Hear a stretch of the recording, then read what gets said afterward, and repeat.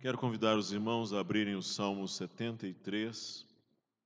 Salmo 73.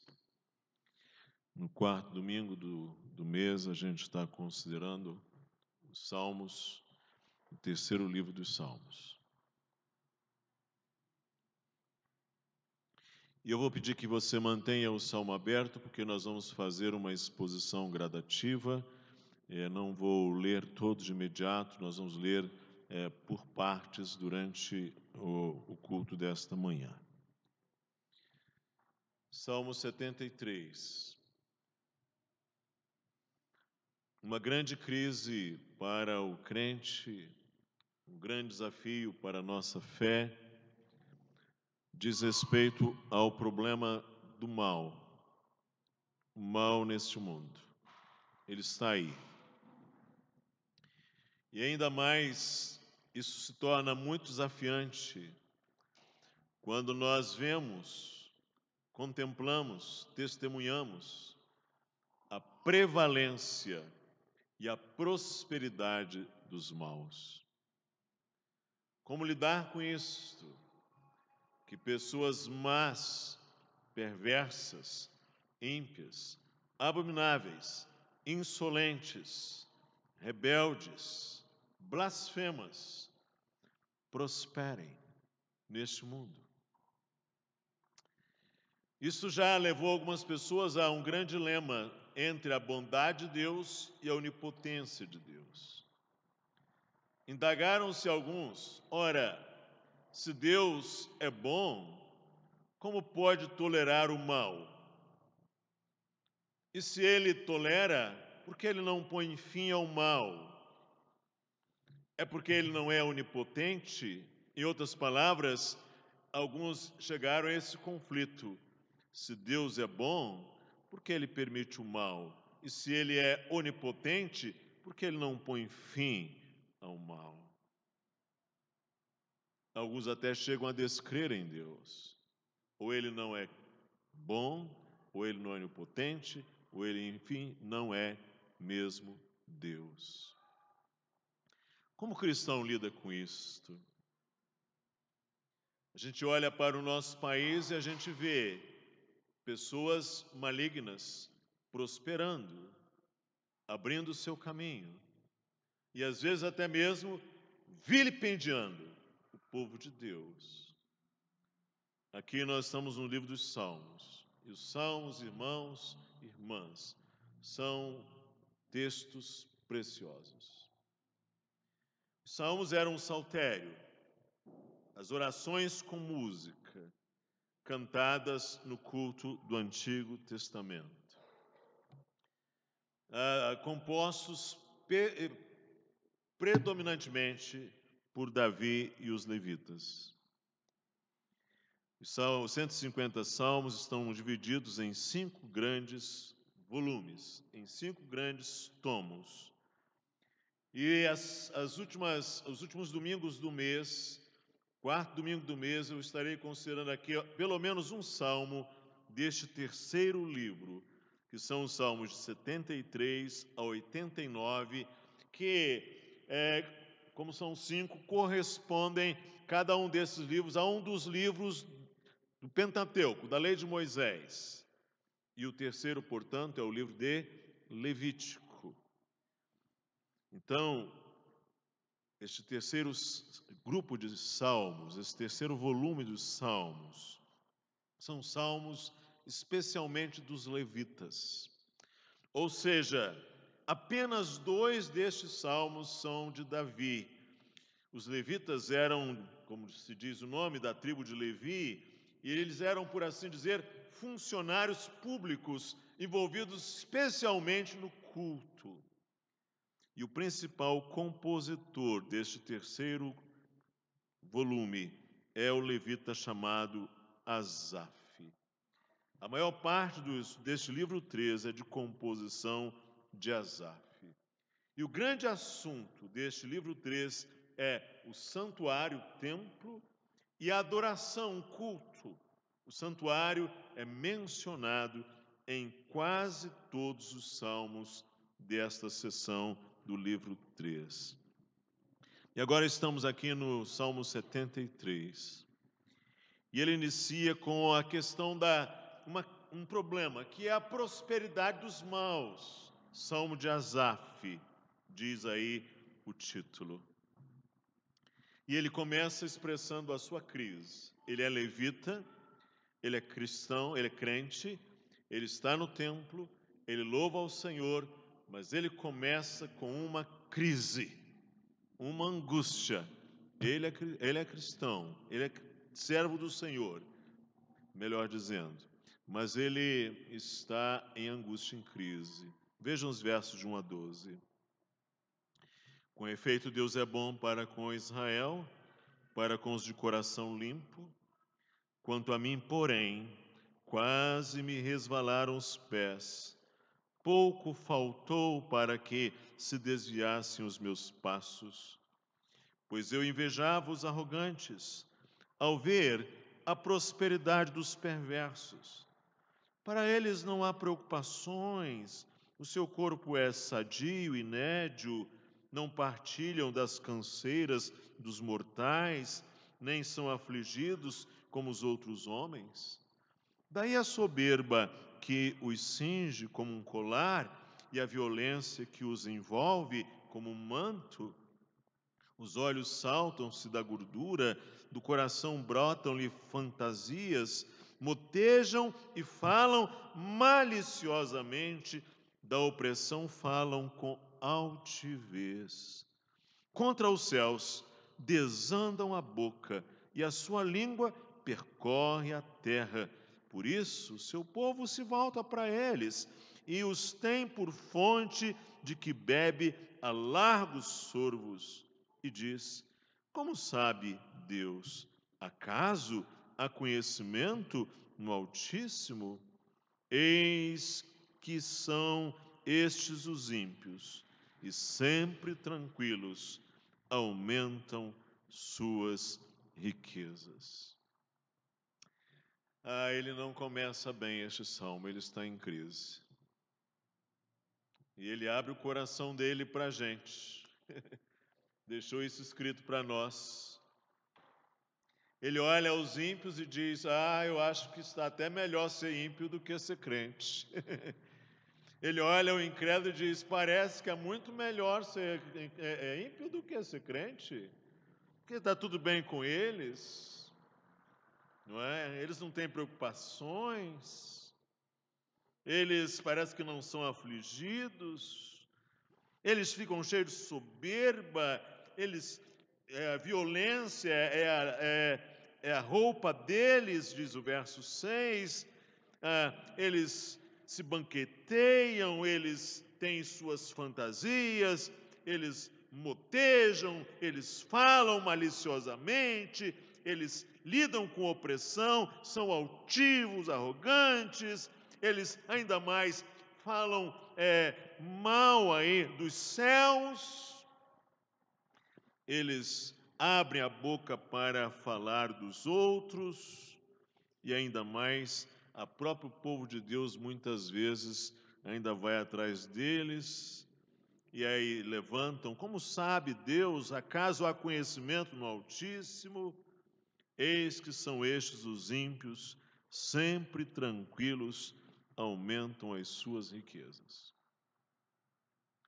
E ele diz que ele estava em perigo. Ele diz no verso 3: eu mesmo invejava os arrogantes, ao ver a prosperidade dos perversos. Eu mesmo, ao contemplar essa prosperidade deles, comecei a invejá-los. E aí você observa que o próprio povo de Deus, veja aí os versos 1 e depois os versos 10 e 11. Com efeito, Deus é bom para com Israel, para com os de coração limpo. Eu, porém, vivi essa crise, ele vai dizer. Agora os versos 10 e 11. Por isso, uma vez que os ímpios estão aí, prosperando, insolentes, abrindo o seu caminho, diz o verso 10, por isso o seu povo se volta para eles, e os tem por fonte de que bebe a largos sorvos. E diz: como sabe Deus? Acaso há conhecimento no Altíssimo? Ele está dizendo: Deus é bom, mas o povo de Deus vive um drama. Porque tem ali a bondade de Deus que está para se manifestar para com Israel. Deus é bom, diz o verso 1, com efeito, Deus é bom para com Israel. Mas, por outro lado, você tem a atração exercida por esse mundo ímpio, por esse modo de vida dos ímpios. Ou seja, esse modo, esse estilo de vida dos ímpios também é algo muito forte. E agora você tem duas forças: a bondade de Deus de um lado e esse estilo, esse modo de vida dos ímpios, que também é algo forte. E agora está o levita, Asaf, neste meio. Como ele vai reagir? O problema dele entra numa inflexão, quer dizer, entra num ponto grave, numa encruzilhada, está nos versos 13 a 17. Ele vai dizer assim: com efeito, inutilmente conservei puro o coração e lavei as mãos na consciência. Foi inútil eu me conservar puro. Foi inútil eu ter mãos limpas, mãos lavadas, não ter mãos sujas. Foi inútil. E ainda mais, vai dizer no verso 14: pois eu contínuo sou afligido, a cada manhã castigado. É como se dizer assim, usando aí uma linguagem meio chucra, parece que todo dia eu ando levantando com meu pé esquerdo. Estou passando por umas e boas, toda manhã. E ele continua ainda mais.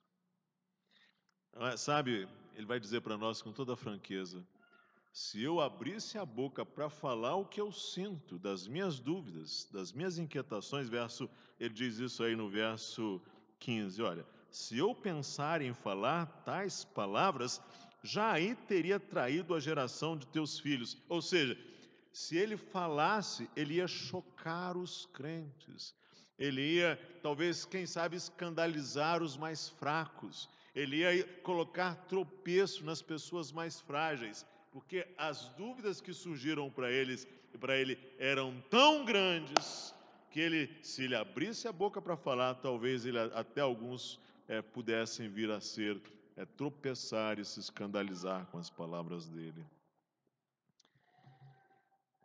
E isso era o ponto dele, não é? Há uma lei na física, no magnetismo, que uma força de atração, ela é tão forte que ela só pode ser superada por outra força maior de atração. Você não precisa estudar física para entender isto. Basta você brincar de puxa-corda, não é? Puxa-corda você tem um grupo puxando corda de lá e um grupo puxando corda de lá. E você sabe que a corda vai ser puxada por onde a força for maior. É assim. Ele está vivendo agora, a sua corda está sendo puxada, ora para cá, ora para lá. Quem vai vencer? Mas é aí que está o verso 13 a 16, ele diz: com efeito, inutilmente conservei puro o coração e lavei a mão nas inocências, pois sou de contínuo afligido, a cada manhã castigado. Se eu pensara em falar tais palavras, já aí teria traído a geração de teus filhos. Em só refletir para compreender isso, achei muito pesada a tarefa para mim. Essa é a força de um lado.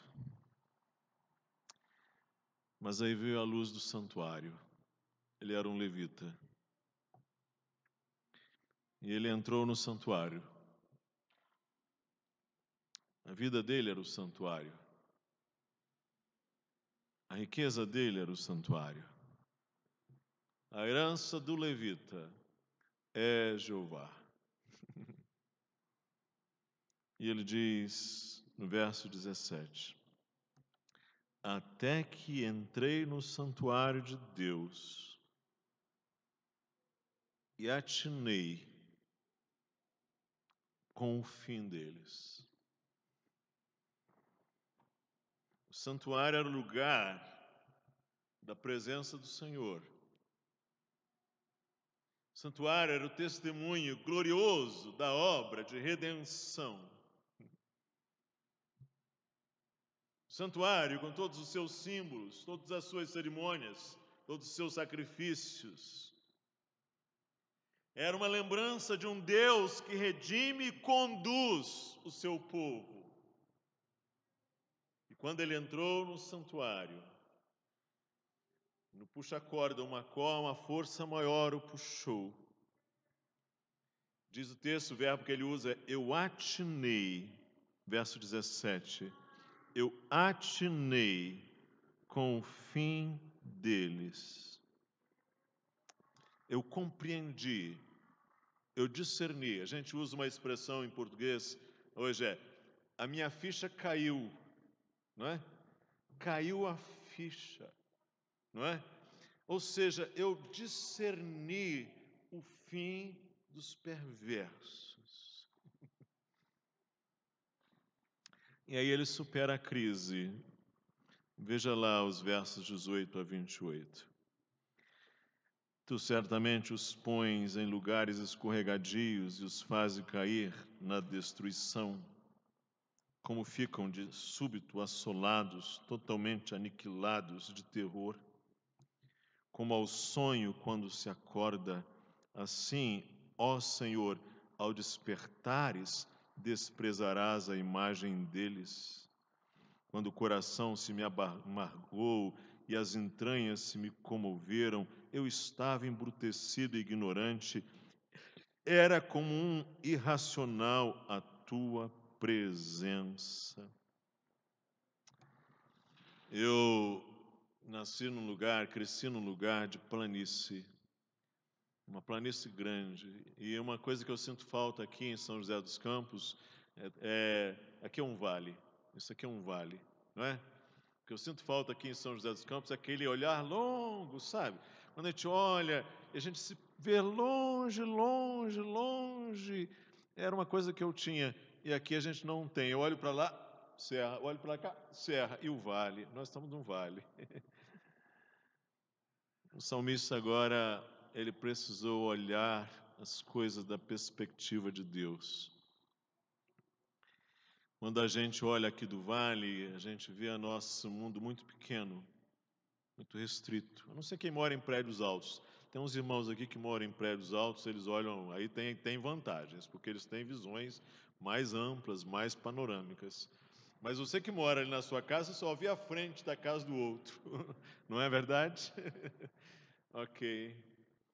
Se você vai ali ao Pico do Agudo, aí você vê esse vale, você vê Jacareí, São José, Caçapava, Pinda, Guará, Aparecida, Taubaté, você vê tudo. Ele precisou ver as coisas da perspectiva de Deus. E a gente só tem superação para uma crise dessa quando a gente olha da perspectiva de Deus. Aprenda isto. Senão você fica naquela coisa assim, a galinha do vizinho é mais gorda do que a minha, a grama dele é mais verde do que a minha. Era o que ele estava achando em relação aos ímpios, aos perversos. E aí ele contrasta os caminhos.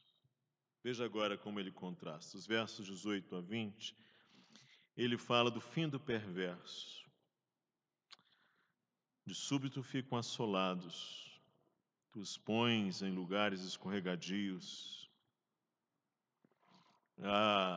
O sonho deles, a fantasia deles vai acabar. Como se acorda de um sonho, como o Senhor se desperta para fazer acordar esses ímpios. Ele vai dizer lá no verso então que o fim dos perversos é esse. É aí que ele se localiza. Estava perdido, estava confuso. Os versos 21 a 26. Quando o coração se me amargou e as entranhas se me comoveram, eu estava embrutecido e ignorante, eu era como um irracional à tua presença. Às vezes as pessoas, os seres humanos ficam assim, gente.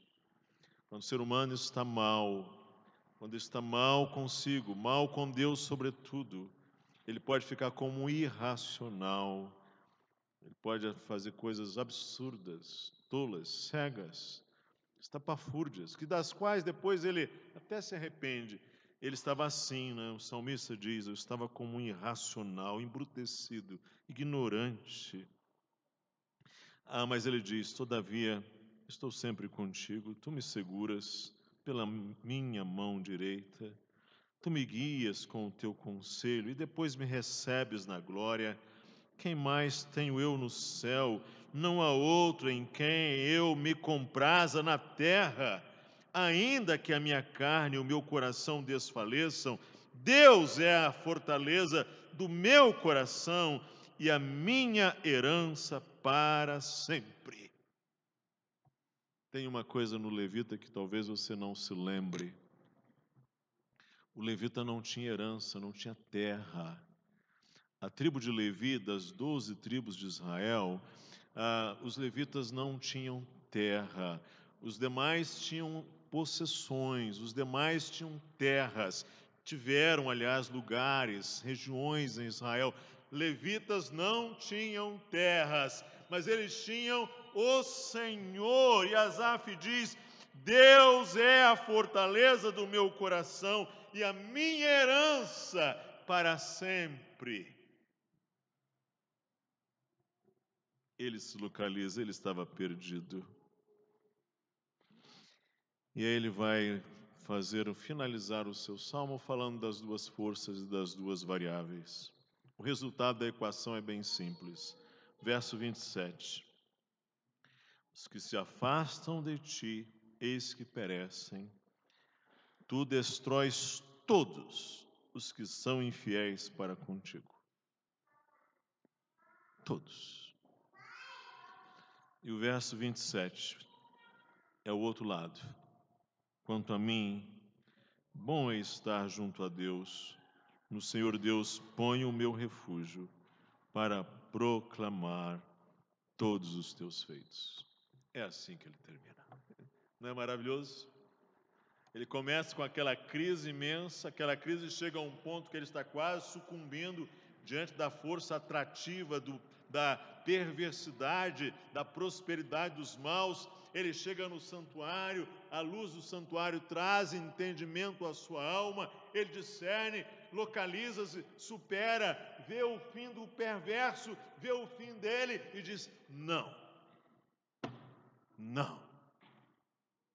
As coisas que possuo são muito melhores. O que tenho é muito mais precioso. Sabe, irmãos, eu preciso dizer, a realidade do mal pode impor imensos desafios. O mal pode ter dois aspectos, porque às vezes a gente pensa no mal apenas o seu lado cruel, mas essa é apenas uma das forças do mal. Sabe por quê? Porque o mal também pode ter um lado atraente. E é isso que ele está dizendo aqui. Ou seja, às vezes quando nós pensamos o mal, pensamos naquele diabo chifrudo, vermelho com um tridente, não é? Com a panela de fogo, e é isso que a gente vê, mas ele não aparece assim, ele vem como uma força atraente. Eu me via invejando os arrogantes ao ver a prosperidade dos perversos, o seu corpo é sadio, é nédio, não é? Não há preocupações para eles, enfim, eles parecem que não se cansam, está tudo bem, eles vão bem na sua arrogância. Há uma atração nisto. Uma atração que faz com que muitos sucumbem. Essa é a razão porque Você tem na palavra de Deus o que se chama apostasia, aquela pessoa que teve um contato com o Senhor, algum tipo de contato com coisas santas, com a verdade, com o Evangelho, com realidades sagradas, e de repente está lá, não é? Está lá na coisa mais perversa, não é? Por exemplo, agora, recentemente, no Rio de Janeiro, sabe-se de duas meninas jovens que foram mortas pela polícia, criminosas terríveis, não é? Criminosas terríveis, que eram ligadas ao tráfico, cruéis, e essas meninas tiveram passagens pelas igrejas evangélicas, ou seja, tiveram, inclusive, gestadas nessa habilidade, nessa riqueza de promoção de liderança e de palavra, que são as igrejas evangélicas, mas foram para lá. O que acontece? Tiveram contatos com realidades santas, mas foram para lá, se tornaram, como diz o Senhor Jesus, 7 vezes pior, não é? 7 vezes pior. É assim, gente, porque há uma atração no mal, e o coração às vezes é simplesmente seduzido, atraído. A Bíblia fala, inclusive, numa linguagem muito forte, né, do cão e da porca, para ilustrar essa situação, que volta ao vômito, que volta ao lamaçal. O mal pode impor grandes desafios. Você sabe o que eu estou dizendo. E o olhar da fé, iluminada pela luz do Senhor, permite libertação, segurança, confiança, compreensão, porque em alguns momentos, irmãos, nós podemos ter a nossa fé fortemente provada, como aliás Asaf, como foi a prova a qual foi submetido Jó, a prova que foi submetido o profeta Abacuque, ou seja, vendo a prosperidade do mal, vendo ali os dramas, sofrendo, a nossa fé pode sim ser muito provada. Quando o seu vizinho, que é traficante de drogas, ele diz assim para você: olha, eu estou ganhando com a minha boca 5, 6, 7, 8, 10, 20 vezes mais do que você.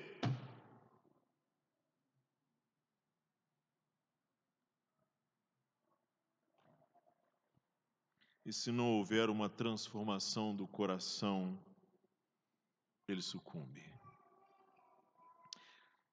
Até que entrei no santuário, e tudo aquilo fez sentido, ganhou interpretação, significado, ganhou ali o lugar. Ele entendeu Deus, a presença, a redenção, os cuidados, as dádivas, as alianças. O olhar da fé o conduziu para além do quadro presente. Os perversos continuavam ali no mundo. Ele olhava e via os perversos, na sua opulência, na sua arrogância, na sua insolência. Mas a fé fez com que ele visse além. Ele viu realidades ainda não presentes, mas que são realidades. Ele viu, sim, tu os pões em lugares escorregadios. Eles estão ali, mas são lugares escorregadios, não é? Tu fazes cair na destruição. Eles perecem. Todos serão destruídos por ti, todos. E quando ele compreendeu isso com os olhos da fé, porque a fé vê coisas que estão além dos olhos, né? A fé vê realidades, espera coisas além, que são realidades. Sabe o que aconteceu com o coração dele? O coração dele se aquietou. O coração dele sossegou. Sossegou. Eu queria terminar porque nossa palavra nesse tempo tem sido um pouco mais breve, mas trazendo algumas considerações para você pensar. Não inveje os ímpios, não inveje os ímpios. Invejar é querer que o outro não tenha. Às vezes não, às vezes a gente quer a coisa que o ímpio tem, às vezes a gente quer o caminho dele, às vezes a gente quer exatamente, os nossos ídolos são exatamente aqueles mais perversos, aquela atriz, aquele desportista, aquele futebolista, aquela modelo, aquele político, aquele empresário corrupto. Não inveje os perversos, imite os justos. Há muita gente boa, há muitas boas referências, há muitos servos de Deus bons. Não inveje os arrogantes. É uma arapuca, é uma armadilha, é um lugar escorregadio. Você vai tombar. É uma batalha na qual você vai perder. É um caminho de morte, é um caminho de destruição. É apenas uma terça-feira de carnaval. Não se iluda. Imite os bons, imite os justos. Aprenda a dar lugar à ira de Deus. Sabe por quê? Porque às vezes a gente, quando vê uma coisa assim, a gente fica tão irado e há um problema com a nossa ira. Deus ira. A ira não é necessariamente ruim. Tem um lugar para a ira, sim. Um ser que não se ira não pode ser um ser bom. Agora vou lá. Vou dizer mais. A nossa ira ela é difícil, ela é complicada. Por quê? Vamos lá. Porque quando nós nos iramos, nós seres humanos nos iramos, a gente não tem medida. A gente fica meio cego, não é? Meio não, muito. A gente fica cego. Então, aprenda a dar lugar à ira de Deus. Isso é a recomendação do apóstolo. Porque às vezes você vê uma situação e você começa a querer resolver tudo na ira, e você vai, e sabe-se lá o que você fala, e sabe-se lá o que você escreve, sabe-se lá o que você diz, sabe-se lá o que você faz. Dá lugar à ira de Deus. O Senhor, Ele vai fazer justiça. Pode ser que não seja no seu tempo, do seu jeito. Às vezes eu fico pensando, se Deus me desse a cadeira dele em 24 horas, se Deus falasse assim, Gilson, sente-se aqui nessa minha cadeira 24 horas, você pode fazer o que você quiser. Graças a Deus que Ele não dá asa à cobra. Não é verdade? Porque, vamos lá, como nós faríamos coisas terríveis.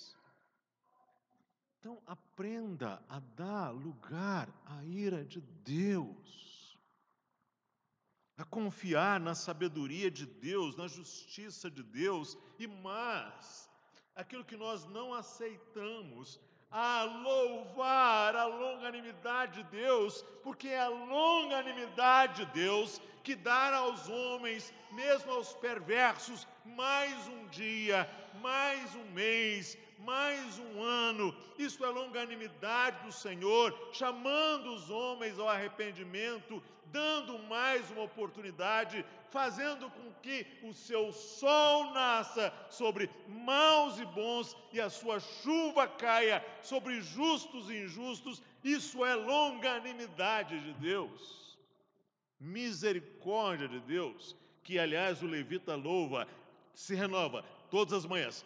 Misericórdia, misericórdia, todas as manhãs. É a misericórdia de Deus que está mantendo, ainda preservando o mesmo perverso, insolente na sua boca, arrogante e blasfema. Louve a misericórdia de Deus. E mais, mortifique a justiça própria. Isso significa que é observar o mal em nós mesmos e buscar o arrependimento a começar em nós mesmos. Sabe por quê, irmãos? Porque quando a gente olha o perverso lá fora, a gente fica com esse dedo aqui. Numa das minhas aulas de aconselhamento, eu falo que quando a gente está com esse dedo muito rígido, a justiça própria tem esse dedo aqui, não tem elastina, ele não dobra, entende? Ele fica rígido. E a gente olha lá para fora, e aí sim, ele é pecador, ele é perverso, ele é insolente, ele é ela. Não, o inferno são os outros, não é? A gente tende a isso. Um dia os discípulos chegaram para Jesus e falaram: Senhor, aquela torre de Siloé caiu naqueles homens lá, matou 18. Eles deviam ser muito pecadores porque a torre caiu em cima deles, não é? Aí Jesus olhou assim para eles: vocês acham que eles eram mais pecadores do que vocês, né? É porque vocês não têm noção dos próprios pecados. Eu vos digo que se não vos arrependerdes, igualmente perecereis. Vocês acham que aqueles galileus que estavam lá no templo, cultuando, oferecendo sacrifício, e veio Pilatos e matou aqueles galileus, o sangue deles misturou-se com o sangue das ofertas, do sacrifício? Vocês acham sim, eles deviam ser, aqueles galileus, muito pecadores, não é? Aí Jesus diz: eu vos digo, não são. Eu digo que se vocês também não se arrependerem, todos igualmente perecereis. Sabe o que acontece conosco, irmãos? É que quando a gente fica com o olhar muito para fora, a gente não percebe a nossa própria, como diz aqui, ele diz: quando o coração se me amargou e as entranhas se me comoveram, eu estava embrutecido e ignorante, era como irracional na tua presença. É que quando nós estamos tomados de justiça própria, nós somos os bonzões e achamos que o outro é que é o problema. E a gente não consegue olhar para dentro e ver os nossos próprios pecados. Você acha que você é bom? É preciso começar a fazer um movimento e perceber os seus próprios pecados. Seu coração, suas atitudes, suas palavras, suas omissões, seu egocentrismo, nosso egocentrismo, nossa indiferença, os nossos sentimentos, ambições, desejos, prazeres. E eu termino dizendo para você algo muito importante. Quando o salmista levita, e eu acho que é extraordinário que esse salmo tenha sido por um levita, porque os mais pobres eram os levitas. Os levitas mal tinham suas casas. Quando era o Senhor que os abençoava, quando ele entra no santuário, ele descobre o tesouro que ele tinha. Era o Senhor. Provavelmente muitas das nossas angústias e crises é porque a gente não tem discernimento do tesouro. É porque nossa fé é frágil, não é? A nossa fé é pequena, é fraca. É que você talvez ainda não entendeu. Quem sabe não entendemos como deveríamos toda a preciosidade de Cristo, tudo que Ele significa, a riqueza dEle, a grandiosidade dEle, o poder dEle. Estar do lado de Cristo é estar do lado certo. Já a primeira promessa que se tem na Bíblia é que o descendente da mulher, singular, o descendente da mulher, esmagará a cabeça da serpente. Você não tenha dúvidas. Hoje você pode ver o mal triunfando, o mal prosperando, o mal crescendo e se agigantando como onda, o mal aterrorizando, o mal vilipendiando, o mal blasfemando, insolente. Mas o Cristo que hoje é Paráclito, o Cristo que hoje é advogado, o Cristo que hoje é consolador, o Cristo que hoje é defesa, esse Cristo pisará todo o mal, e Ele fará toda a justiça, e Ele fará justiça perfeita. É que talvez nós já não cremos tanto nisto, por isso que estamos cheios de ira, ou muitas vezes invejando os perversos. O Senhor vai trazer a juízo todas as coisas, e os que se afastam de ti, eis que perecem. Tu destróis todos os que são infiéis para contigo. Mas Deus é a minha fortaleza, a fortaleza do meu coração e a minha herança para sempre. Que diante do desafio real que significa o mal neste mundo, com sua atração, com sua força, você seja atraído por uma força maior e que o Senhor, a visão do santuário, da presença de Deus, ilumine a sua alma para contemplar estas coisas. Que Deus te abençoe. Vamos orar?